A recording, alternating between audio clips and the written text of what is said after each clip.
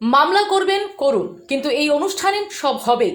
শনিবার আগরতলার সিটি সেন্টারের সামনে রাহুল গান্ধীর ভাষণ শোনানোর কর্মসূচিকে কেন্দ্র করে পুলিশ ও প্রশাসনের আধিকারিকরা অস্থায়ী মঞ্চ তৈরিতে বাধা দিলে তাদের কাছে কথোপকথনের সময় এক প্রকার চ্যালেঞ্জ জানিয়ে একথা বলেন বিধায়ক সুদীপ রায় বর্মন। শনিবার রাহুল গান্ধীর ভাষণ শোনানোর কর্মসূচিকে ঘিরে বিতর্কের সৃষ্টি হয়েছে শহরের সিটি সেন্টারের সামনে। জানা গেছে, এদিন কংগ্রেস নেতা রাহুল গান্ধী উত্তরপ্রদেশের প্রয়াগরাজে ছাত্রদের গুঞ্জন কর্মসূচিতে বক্তব্য রাখবেন। বিকেল 5টায় ছাত্রদের সঙ্গে সরাসরি মত বিনিময়, পরীক্ষা ব্যবস্থার অনিয়ম, প্রশ্নপত্র ফাঁস, শিক্ষা ও চাকরির সমস্যা নিয়ে বক্তব্য রাখলেন তিনি। রাজ্য ও যুব কংগ্রেসের উদ্যোগে বিভিন্ন জায়গায় এলইডি স্ক্রিনে সেই বক্তব্য প্রচারের ব্যবস্থা করা হয়েছে। কিন্তু এদিন দুপুরে হঠাৎ পুলিশ ও পৌর নিগম প্রশাসনের এক বক্তব্যকে ঘিরে বিতর্কের সৃষ্টি হয়। যুব কংগ্রেস নেতাদের দাবি, পুলিশ নাকি বলছে রাস্তার পাশে এলইডি স্ক্রিন লাগাতে হলে পৌর নিগমের অনুমতি নিতে হবে, কিন্তু তাদের প্রশ্ন, আগে কখনো পুলিশের অনুমতি ব্যতীত আর কিছু প্রয়োজন হয়নি। তাদেরকে অনুমতি দেবার সময়ও এই ব্যাপারে কিছু বলা হয়নি। তাদের প্রশ্ন, এখন কেন পৌর নিগমের অনুমতি লাগবে? এদিনের সভায় বিধায়ক সুদীপ রায় বর্মন সহ অন্য নেতারাও উপস্থিত ছিলেন। এদিন পৌর নিগম ও পুলিশের পক্ষ থেকে তাদের অস্থায়ীভাবে মঞ্চ তৈরিতে বাধা দিতে আসলে ঘটনাস্থলে উপস্থিত বিধায়ক সুদীপ রায় বর্মনের সাথে পুলিশ ও প্রশাসনের আধিকারিকদের মধ্যে নিয়ে কথা হয়।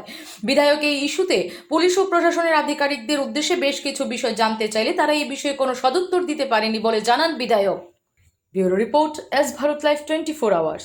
রাহুল গান্ধীর ছাত্র কার্যুন যুব কংগ্রেস তরফ থেকে এখানে এলইডির মাধ্যমে সরাসরি সম্প্রচার করার কথা। অ্যাকর্ডিংলি পুলিশের কাছে দরখাস্ত করা হয়েছে, পুলিশকে জানানো হয়েছে এখানে এলইডি স্ক্রিন লাগবে, সাউন্ড বক্স, দুটো মাইক লাগবে, সব কিছু বলা রয়েছে। অ্যাকর্ডিংলি এখানে একটা টেম্পোরারি একটা স্টেজ, এলইডিটা ভারী, তার জন্য এখানে একটা মঞ্চগত করা হয়েছে, জাস্ট এলইডিটা প্লেস করা যায়। এটা তো আর দড়ি দিয়ে আমরা ঝুলিয়ে রাখতে পারবো না, তার জন্য একটা বেস চাই, একটা বেস করা হয়েছে। পুলিশ প্রশাসন মিউনিসিপ্যালিটির তরফ থেকে এসে বলছে যে করতে দেওয়া হবে না, ভেঙে ফেলো, নিয়ে যান, পারমিশন দেয়নি, হবে না। এটা গণতন্ত্রের রাষ্ট্র নাকি? আমরা পুলিশকে জানিয়েছি, পুলিশ আমাদের সঙ্গে কালকে কথাবার্তা বলেছে, সব কিছু ঠিকঠাক, হঠাৎ করে এসে বলবে হবে না।